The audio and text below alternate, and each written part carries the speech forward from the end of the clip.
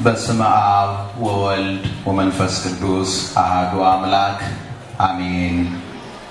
በቅዳሴው ላይ የተነበበልን ከሉቃስ ወንጌል ምዕራፍ 23 ቁጥር 39 እስከ 43 ነው። ከተሰቀሉት ከክፉ አድራጊዎቹም አንዱ አንተስ ክርስቶስ አይደለህምን? ራስህንም እኛንም አድን ብሎ ሰደበው። ሁለተኛው ግን መልሶ አንተ እንደዚህ ባለ ፍርድ ሳለህ እግዚአብሔርን ከቶ አትፈራውምን? ስላደረግነውም የሚገባንን እንቀበላለንና በእኛስ እውነተኛ ፍርድ ነው። ይህ ግን ምንም ክፋት አላደረገም ብሎ ገሰጸው። ኢየሱስንም ጌታ ሆይ በመንግሥትህ በመጣህ ጊዜ አስበኝ አለው። ኢየሱስም እውነት እልሃለሁ ዛሬ ከኔ ጋር በገነት ትሆናለህ አለው። ጌታ ሆይ በመንግሥትህ በመጣህ ጊዜ አስበኝ። አንድ ላይ እንበለው። ጌታ ሆይ በመንግሥትህ በመጣህ ጊዜ አስበኝ። የዛሬው የትምህርታችን ርዕስ ይሄ ነው። እንግዲህ ከጠዋት ጀምሮ አገልግሎቱ በስፋት ሲሰጥ እግዚአብሔር አምላካችንን የሞተልንን አምላክ ስናመሰግን ስለቆየን ብዙ አላበዛባችሁም። ይህንን ቃል የተናገረው ከጌታችን ከመድኃኒታችን ከኢየሱስ ክርስቶስ በስተቀኝ በኩል የተሰቀለው ሰው ነው። ስለዚህ ሰው አባቶቻችን እንደሚነግሩን ዕድሜ ልኩን ወንጀለኛ ሆኖ የኖረ ሰው ነው። ወንጌላዊው ሉቃስም በሌላ ስም አይደለም የጠራው፣ ከክፉ አድራጊዎች አንዱ ነው የተባለው፣ ከወንበዴዎች አንዱ ነው የተባለው እና ይህ ሰው የጸለየው ጸሎት እስከ ዓለም ፍጻሜ ድረስ ቤተ ክርስቲያን የምትጸለየው ጸሎት ሆኗል። ምን የሚለው ጸሎት? ጌታ ሆይ በመንግሥትህ በመጣህ ጊዜ አስበኝ የሚለው። ሁልጊዜ በጸሎተ ቅዳሴያችን ይህ ጸሎት ሳንጸለየው አናልፍም። ትዝ ይላችኋል አይደል? ጌታ ሆይ በመንግሥትህ በመጣህ ጊዜ አስበኝ። የተወደዳችሁ ምዕመናን፣ አሁን ሁላችንም በእግረ ሕሊናችን ወደ ቀራንዮ እንድንሄድ አሳስባችኋለሁ። ካለንበት ጭንቀት፣ ካለንበት ሐሳብ፣ ካለንበት የሕሊና ሙግት ሁላችሁም በእግረ ሕሊናችን ወደ ቀራንዮ እንሂድ። ያ ታላቁ አባት ቅዱስ ዮሐንስ አፈወርቅ በቅዳሴው እንደተናገረውና ዲያቆኑ እንደሚያውጀው ሕሊናችን በሰማይ ይሁን ነው ያለው። ያለንበትን እንወቅ፣ ያላችሁበትን እወቁ ይላል። ሕሊናችሁ በሰማይ ይሁን። የመስቀሉን ነገር፣ የውለታውን ነገር፣ የእርሱን ፍቅር አስተውሉ።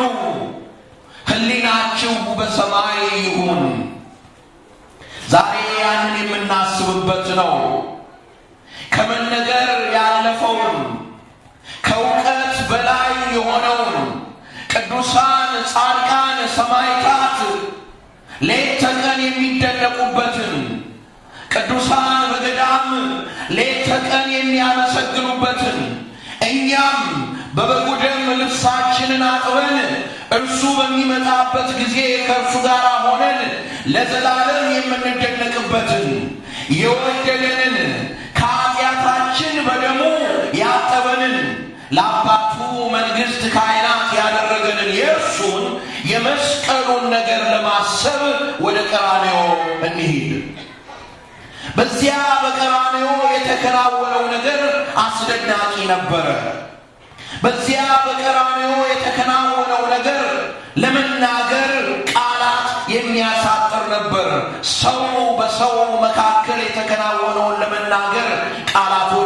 ተናግረውኛል ይላል።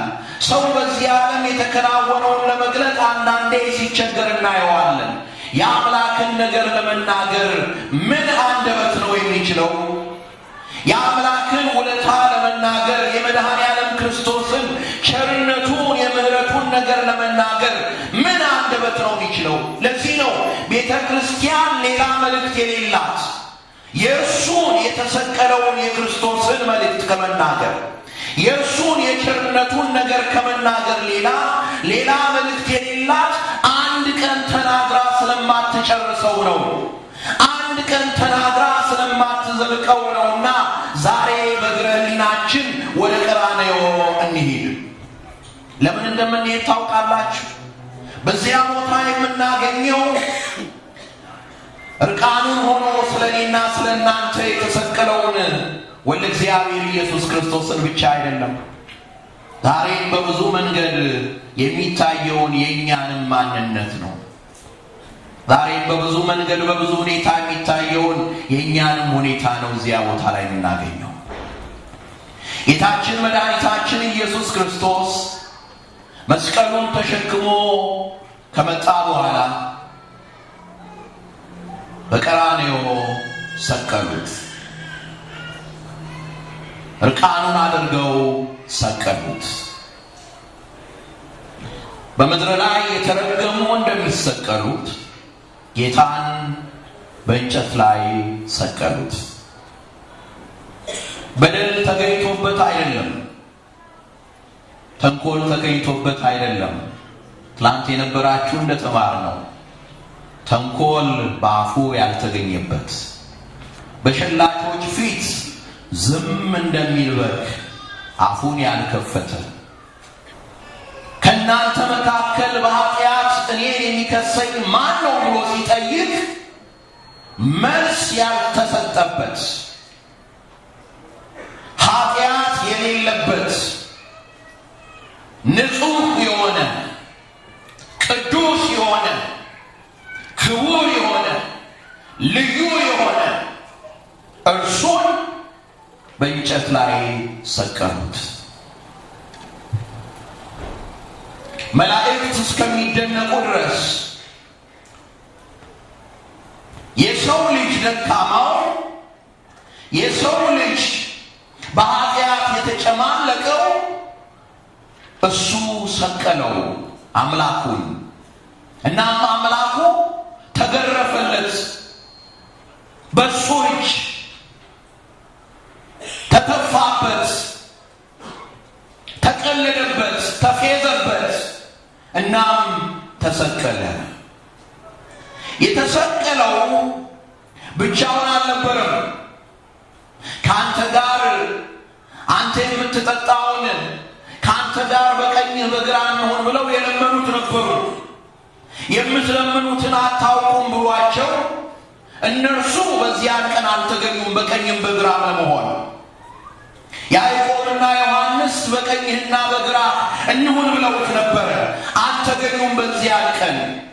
ጴጥሮስ ሁሉም ትተውህ ቢሄዱ እኔ ከአንተ ጋር እሆናለሁ ብሎት ነበረ፣ አልተገኘም በዚያ።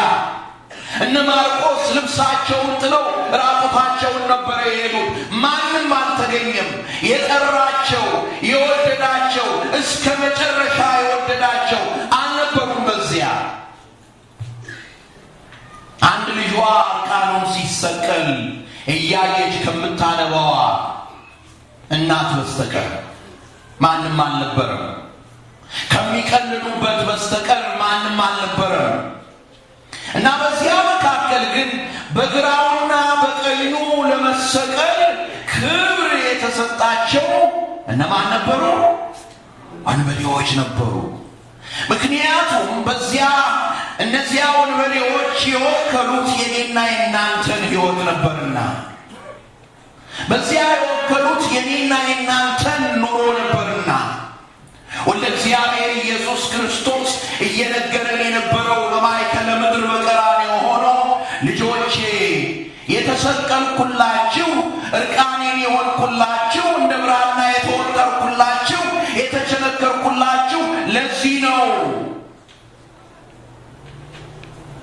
የእናንተ ሕይወት በዚህ በቀኝና በዚህ በግራ በምታዩት መንገድ ነው ብሎ እነዚያ ዕድሜ ልካቸውን ወንጀለኞች የነበሩት ወንበዴዎች በግራና በቀኙ ተሰቀሉ።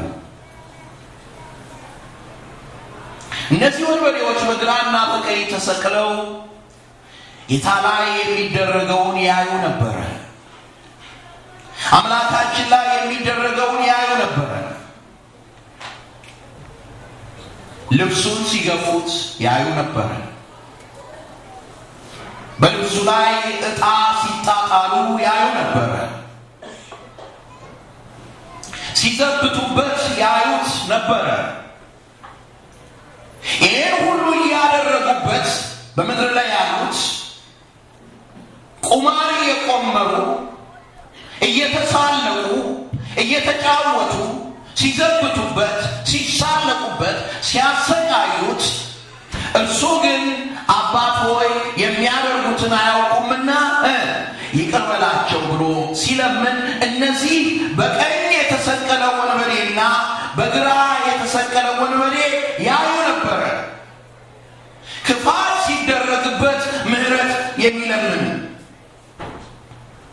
ሲሰድቡት ይቅርታን የሚያደርግላቸው፣ ምሕረትን የተመላ ሁለንተናው ምሕረት የሆነ ራሱ ምሕረት ሆኖ የመጣ ራሱ ጸጋ ሆኖ የመጣ ራሱ ይቅርታ ሆኖ የመጣ በምሬትና በኃጢአት ዓለም ላለው በኃጢአት ዓለም ላለው በጭንቀት ዓለም ላለው የሕይወት ጥፍጥና ሊሰጥ የመጣ የሕይወት ትርጉም ሊሰጥ የመጣ እርሱ ምሕረትን ሲለምን በስቃይ ውስጥ ሆኖ ይቅርታን ለሰው ልጆች ሲለምን እነዚህ በቀኝ የተሰቀለው ወንበዴና በግራው የተሰቀለው ወንበዴ ያዩት ነበረ። ዓይኖቻቸውን ሁለቱም ወደ መስቀሉ አደረጉ። በመካከል ወዳለው ወደ መስቀሉ አደረጉ። ወደ ተሰቀለው ሁለቱም ምን እንዳደረጉ ያውቁ ነበረ። ማን እንደሆኑ ያውቁ ነበረ። በምን አይነት መንገድ ውስጥ እንደሄዱ ያውቁ ነበርና እርሱ ግን አንዳች ያልተሰማበት ድምፁን ያላሰማ ነቢዩ ኢሳይያስ አስቀድሞ እንደተናገረ ነፍሴ ያረፈችበት ብላቴናዬ ልጄ እርሱ ነው፣ ድምፁ በአደባባይ አይሰማም፣ የሚጤስ ጧፍን አያጠፋም፣ የተቀጠቀጠ ሸምበቆንም አይሰብርም የተባለለት ድምፁ ያልተሰማበትን አምላክ ሁለቱም ከግራና ከቀኝ ሆነው ተመለከቱት። ትዕግስቱን አዩ፣ ምሕረቱን አዩ፣ ዝምታውን አዩ፣ የይቅርታውን መጠን አዩ። ሁለቱም አዩ። የተወደዳችሁ ኦርቶዶክሳውያን ዛሬ የአምላኩን ምሕረት ያላየ ማን ነው? ዛሬ የአምላኩን ይቅርታ ያላየ ማን ነው? ዛሬ የአምላኩን ታዳጊነት ያላየ ማን ነው? ከኔና ከእናንተ መካከል በኔ ምግባር፣ በኔ ቸርነት፣ በኔ ስራ ነው እዚህ ያለሁት የምንል ማንን? ማን ነው የእግዚአብሔርን ትዕግስቱን ያላየ በኑሯችን በሕይወታችን? ማን ነው የእግዚአብሔርን ይቅርታውን ያላየ በጎነቱን ያላየ? አምላኬ ሆይ በምህረት ብዛት በቤት ቆም ያለው ያላለ ማን አለ? አዩ የእርሱን ትዕግስት፣ አዩ የእርሱን ምህረት፣ አዩ የእርሱን ይቅርታ እና ምላሽ መስጠት ጀመሩ። ምላሽ መስጠት ጀመሩ። ኦርቶዶክሳውያን ኢትዮጵያውያን ለዚህ ለሞተላችሁ አምላክ የምትሰጡት ምላሽ ምንድን ነው?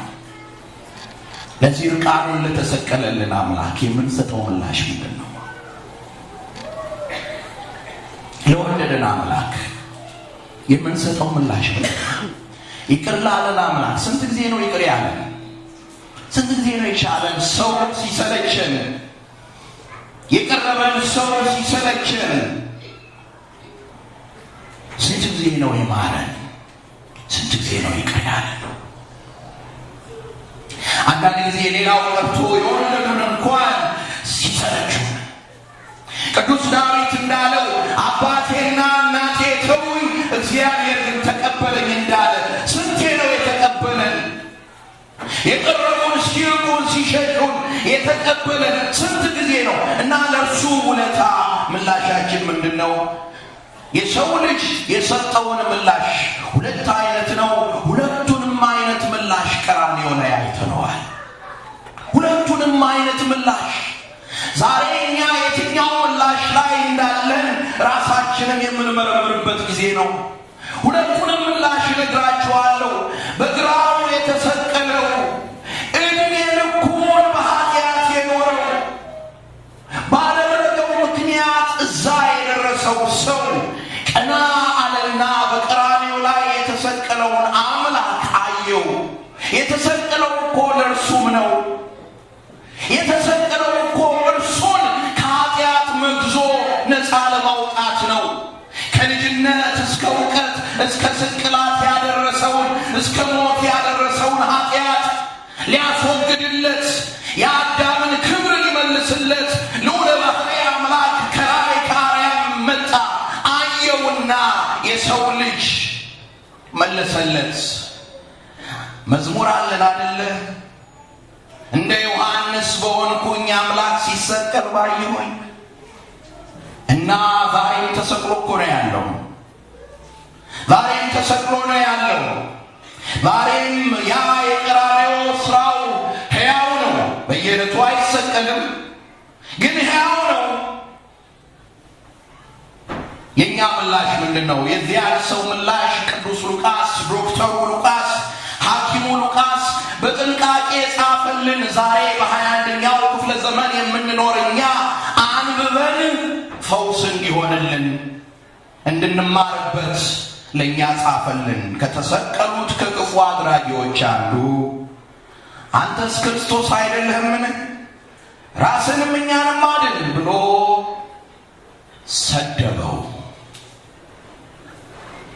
ሰደበው። የሰው ልጅ ምላሽ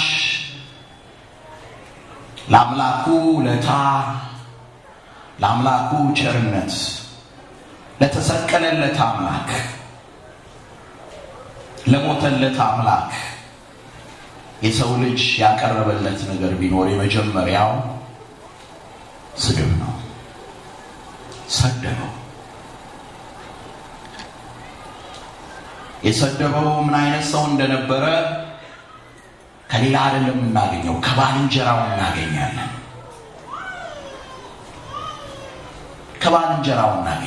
ባልንጀራው ስለሰደበው ሰውና ስለራሱ ሁለት አበይት ነገሮችን ተናግሯል። ስለሰደበው ሰውና ስለራሱ ምንድነው ያለው? አንተ እንደዚህ ባለ ፍርድ ሳለህ እግዚአብሔርን አትፈራውም? እኛ ያለነው በምን ስር ነው አለው? በፍርድ ውስጥ ነን። በእንዲህ ያለ ፍርድ ውስጥ ነን ያለነው አለ። በእንዲህ ያለ ፍርድ ውስጥ ሳለህ እግዚአብሔርን አትፈራውም አለው።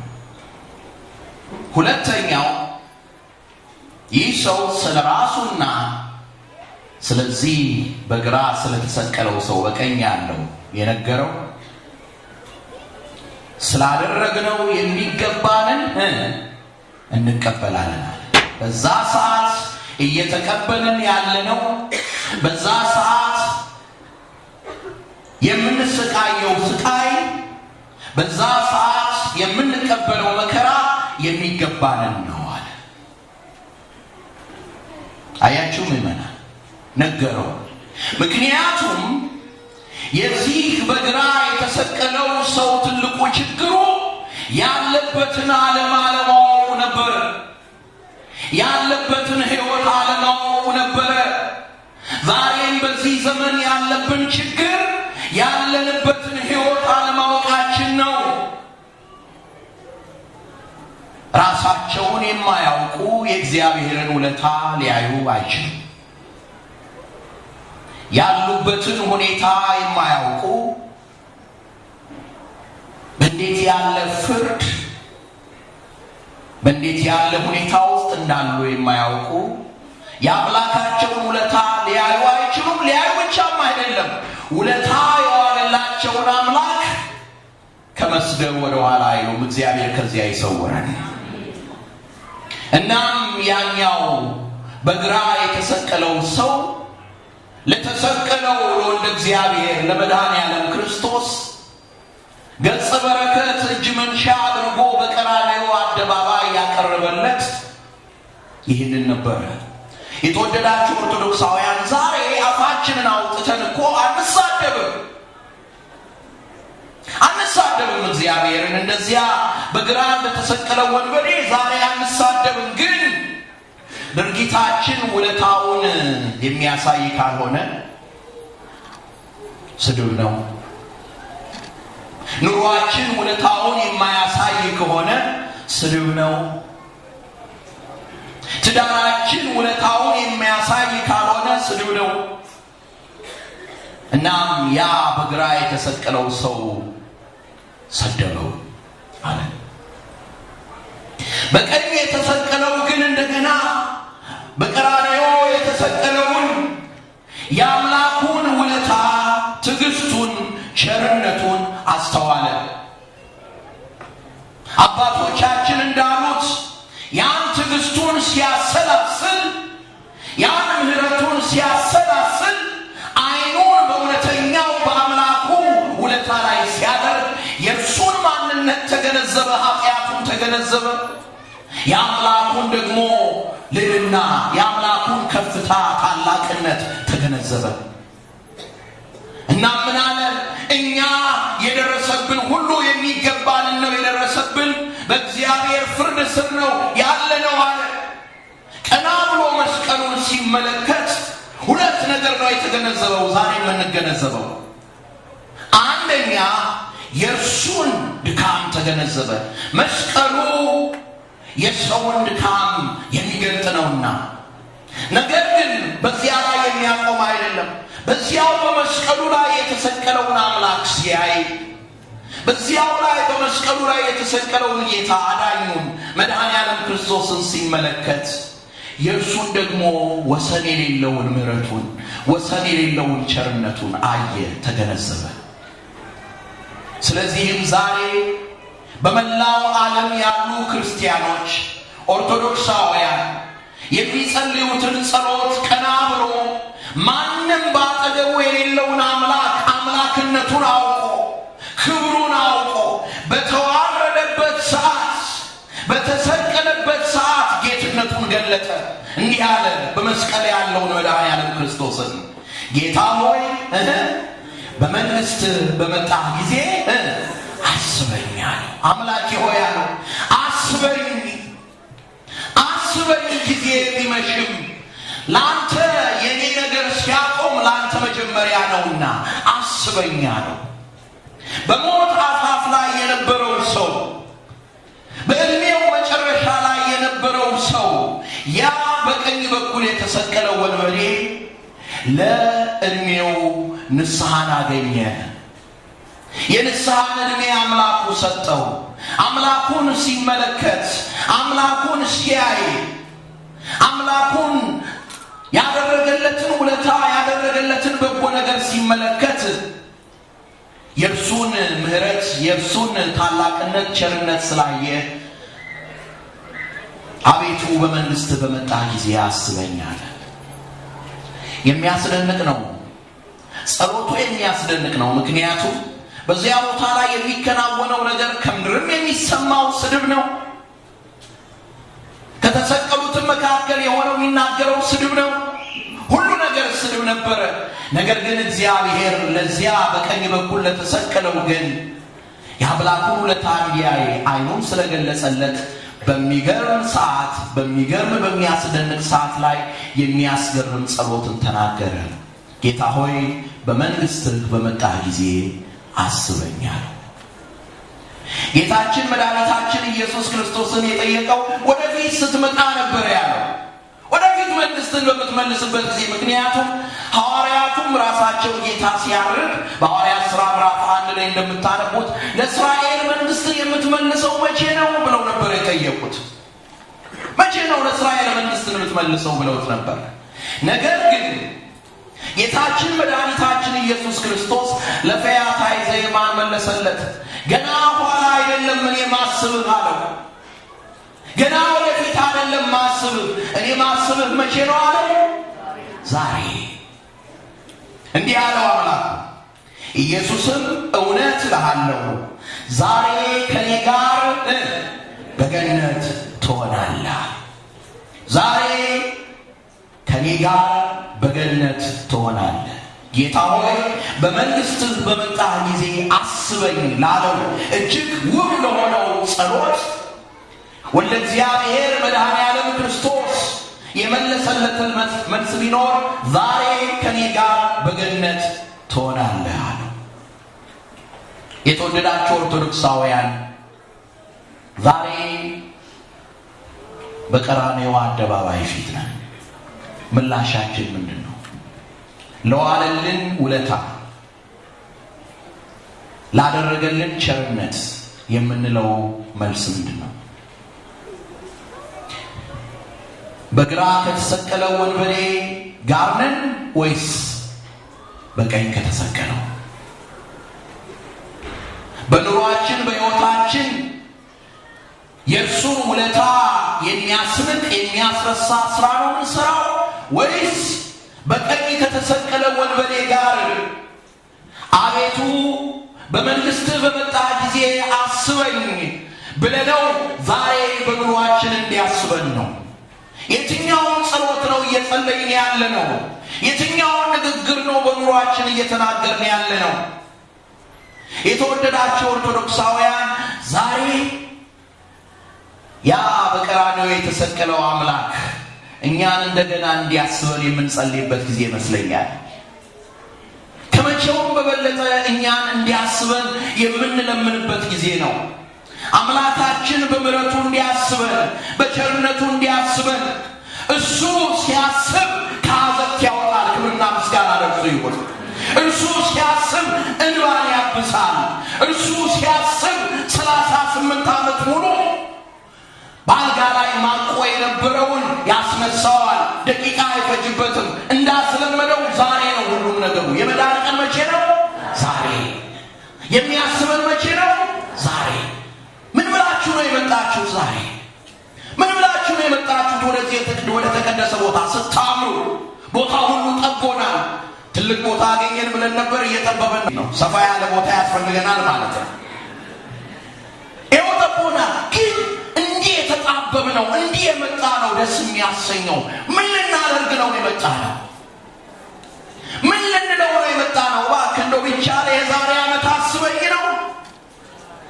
እንዴት ነው እባክህ ነው ወይስ ምንድን ነው? በቃኝ መድኃኔዓለም ከአንተ ጋር ተቆራረጥኩ ልንል ነው? ያ ስድብ ነው።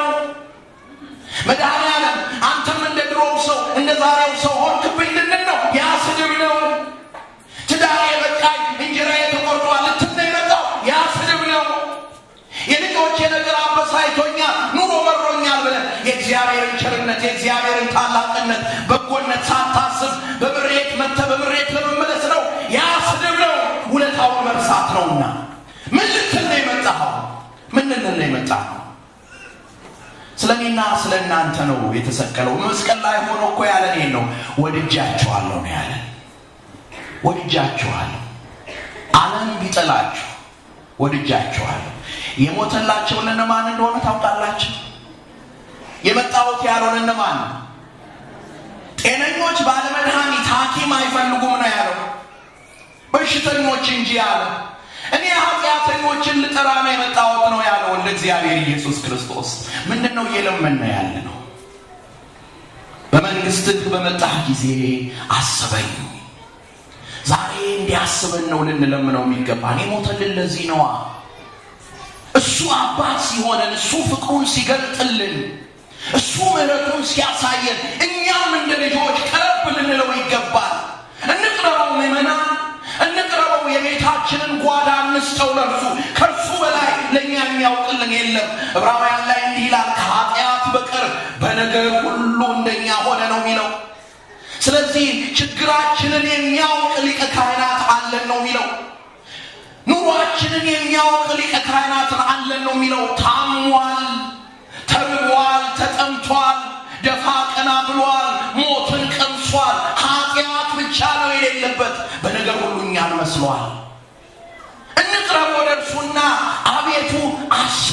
እንበለው። አንድ ጊዜ እንዲያስበን እሱ ሲያስበን ለዘላለም ይመራልና አሁንም ይማራል። ስለዚህ ኑሯችንን ሁሉ ወደ እርሱ እናቅርብለት። እንደዚያ በግራ በኩል እንደተሰቀለው አይደለም። ኑሯችንን እንይ። ትናንትና ስንነጋገር በጣም ግሩም ነገር አቶ ቢንያም ነገሩን። ማን ደርሶ አይቶ ቀምሶት እንደመጣ አላውቅም፣ ኑሮ ቢሉት መቃብር ይሞቃል ይላሉ አለ። ይሄ ጥሩ አይደለም አለ። እውነት ነው። አንዳንዴ ኑሯችንን በመቃብር መስለነው ኑሮ ካሉት መቃብር ይሞቃል ብለን በመቃብር ህይወት ነው ያለነው። የኔና የናንተ አምላክ የተሰቀለልን ከመቃብር ነፃ ሊያደርገን ነው። አምላካችን ነፃ ያውጣ። ኑሮ መቃብር ከመሰለብን ከመቃብር የወጣው ሞትን ድል ያደረገው ከሙታን መካከል የማንፈልገው አምላክ ከመቃብር እንዲያወጣን እንለምነው። ኑሮዬ መቃብር ሆኖብኛልና አውጣኝ እንበለው። ፍቅሬ መቃብር ገብቷልና አውጣኝ እንበለው። በስራዬ ያለኝ ደስታ መንምኖብኛልና አንተ ደስታን ስጠኝ እንበለው። ለኔና ለናንተ ደስታ ሲል ነው እሱ ያነባው። ለኔና ለናንተ እረፍት ሲል ነው እሱ የተጨነቀው። ለኔና ለናንተ ሰላም ሲል ነው እሱ ደሙን ያፈሰሰው። በመስቀሉ ሰላምን አደረገ እያሉ ነው አባቶች ሌሊቱን ሙሉ ሲያመሰግኑት ያደሩት። በመስቀሉ ላይ ያደረገልን ነገር ቢኖር ይሄን ነው። ለዚህ ነው ቅዱስ ጳውሎስ ምን አለ? እኛ የምንሰብከው የዓለምን ፍልስፍና አይደለም አለ። ግሪኮች የዓለምን ጥበብ ይፈልጋሉ አለ። እኛ የምንሰብከው ተአምሩን ድንቁን አይደለም አለ። ምክንያቱም አይሁዶች ምልክትን ይሻሉ አለ። እኛ ግን እንሰብክ ክርስቶስ ሀዘ ተሰቅለ። እኛ የተሰቀለውን ክርስቶስን ምን እንላለን? እንሰብካለን። የተሰቀለውን ክርስቶስን። ምክንያቱም የእርሱን ውለታ ቤተ ክርስቲያን ተናግራ አትጨርስም። እስከ ዓለም ፍጻሜ ድረስ እሱን ነው የምትናገረው። ከዓለም ፍጻሜም በኋላ ለዘላለም ስትናገር የምትኖረው የእርሱን ውለታ ብቻ ነው። ስለዚህ ዛሬ ምላሻችንን እናስብ። ስለዚህ አይናችንን ከችግራችን ላይ እናንሳ። አይናችንን ከጭንቀታችን ላይ እናንሳ። አይናችንን ከመረረን ነገር ላይ እናንሳ። ከተጨነቅንበት ነገር ላይ እናንሳ። በዚህ ዘመን በተለይ በዚህ በሀገር አሜሪካ በተለይ በዚህ ወቅት ብዙ ሐሳብ አለ፣ ብዙ ጭንቀት አለ። አንዳንዶቻችን ተስፋችንን ያስቀመጥነው የቤታችን ነገር ላይ ነው። እንደምንም ብዬ ይህችን ቤት ገዝቻለሁ፣ ይህን ያህል ዋጋ አለው ብለን ደስ ተሰኝተንበት ነበር። አሁን ትንሽ እየወረደ ነው አይደል? አዎ። አንዳንዶቻችን ምናልባት ለጡረታ ብለን ያስቀመጥነው ገንዘብ አሁን ቫልዩ ግማሽ የደረሰም ሊኖር ይችላል። የተወደዳችሁ ምእመናን፣ ተስፋችን እነዚህ ነገሮች ላይ አይደለም። ተስፋችን ዘመን ላይ አይደለም። ተስፋችን ሰው ላይ አይደለም። ተስፋችን ክብራችን ላይ አይደለም። ይሄ ሁሉ የሚያልፍ ነው። እግዚአብሔር በአርአያውና በአምሳሉ የፈጠረን ስለሆነ እሱ በውስጣችን ያስቀመጠውን ነገር ነግራችኋለሁ። የምንረካው በሱ ብቻ ነው፣ በፈጠረን በአምላካችን ብቻ ነው። አይናችሁን ከዚያ ካላችሁበት ነገር ላይ አንሱ። ምክንያቱም ከዛ ከተጨነቅንበት ነገር ላይ አይናችንን ካላነሳን አምላካችን ያዘጋጀልንን በረከት ያዘጋጀልንን ተስፋ ልናይ አንችልም። ባዶነት ነው መልሱ የሚሆነን። ሕይወታችን ደስታን ያጣል። ሕይወታችን በረከትን ያጣል። ስለዚህ አይናችንን ቀና እናድርግና መስቀሉን እንይ። ቀና እናድርግና እርሱ ያደረገልንን ውለታውን እንመልከት። አንድ ታሪክ ነግሬያችሁ ይጨርሳለሁ። ከዚህ በፊት ብዙ ቦታ ተናግሬዋለሁ። ሰውየው አንድ ቀን ማታ ሊዋኝ ወደ መዋኛው ገንዳ ወረደ እና ተዘሎ የሚገባበት ቦታ ስለነበረ ወደ ውሃው የሚገባበት እዚያ መዝለያው ላይ ቆመ እና እጁን ዘረጋ። ዘረጋና ተንጠራራ እና ሲዘረጋ የምን ምልክት ነው? ከኋላው ልክ እንደዚህ ከፊቴ እንዳለው ብርሃን በጣም እጅግ የሚያበራ መብራት ከኋላው ስለነበረ እጁን ሲዘረጋ በግድግዳው ላይ የእርሱን የራሱን ጥላ ማየት ጀመረ። ከፊት ለፊት የማየው መስቀል ነው፣ ደስ የሚያሰኝ ነው። ስለዚህ ልክ እጁን ሲዘረጋ መስቀሉ ግድግዳው ላይ ታየው። እዛው እንደቆመ አምላኩ በቀራንዮ ያደረገለትን ውለታ ማሰብ ማሰብ ጀመረ። አምላኩ ለእርሱ ያደረገለትን ነገር ማሰብ ጀመረ። ቀኑን ሙሉ የተጨነቀበትን ነገር፣ እንቅልፉን ያጣበትን የዚያን ሌሊት አሰበ። አወጣ አወረደ። ለምንድን ነው የምከነክነው? ለምንድን ነው በአምላኬ ላይ የማላርፈው አለ። የሐዋርያውን ቃል ትዝ አለው። እርሱ ስለ እናንተ ያስባልና የሚያስጨንቃችሁን ሁሉ በእርሱ ላይ ጣሉ ያለው ትዝ አለው እና ማሰላሰል ጀመረ። ከላይ ዘሎ ከመግባት ወረደ እያሰበ ቁጭ አለ። ወርዶ ገንዳው አጠገብ የአምላኩን ውለታ፣ የአምላኩን ቸርነት፣ የአምላኩን በጎነት አሰላሰለ። አምላኬ ሆይ ይቅር በለኝ አለ። አንተን ሳላስብ በዚህ ዓለም ነገር መብከንከኔ አምላኬ ሆይ ይቅር በለኝ አለ። አሁን ግን አንተ አስበኝ አለ። አምላኬ ሆይ አንተ ሰውነቴን ሰጥተኸኝ ሳለ ስለ ልብሴ መጨነቄ አምላኬ ሆይ ይቅር በለኝ አለ። አንተ ነፍሴን ሰጥተኸኝ ሳለ ስለ ምግቤ መጨነቄ አምላኬ ሆይ ይቅር በለኝ፣ ነገር ግን አሁን በመንግስት አስበኝ አለ። ከአምላኩ ጋር ከተነጋገረ በኋላ ከተወያየ በኋላ ወደ ቀደመ ዓላማው ለመመለስ ትዝ አለውና እንግዲያውስ እዚሁ ከተቀመጥኩኝ ልግባ አለና ወደ ገንዳው ሲገባ ለካስ ገንዳው ውሃ የለውም። ከዚያ ከላይ ቢወድቅ ኖሮ መፈትፈት ነበር። ያ ሰው ምን እንዳለ ታውቃላችሁ? መስቀልህን ማየት አለ አምላኬ ሆይ በባዶ ነገር ላይ ከመውደቅ ያድናል። መስቀልህን ማየት በባዶ ነገር ላይ ከመውደቅ ያድናል። አባቶቼ፣ እናቶቼ፣ እህቶቼ፣ ወንድሞቼ አይናችንን ወደ መስቀሉ እናንሳ። የዋለልን ውለታ እናስብ። አስበኝ እንበለው። በባዶ ከመውደቅ ያድነናል። እግዚአብሔር ከሁላችን ጋር ይሁን።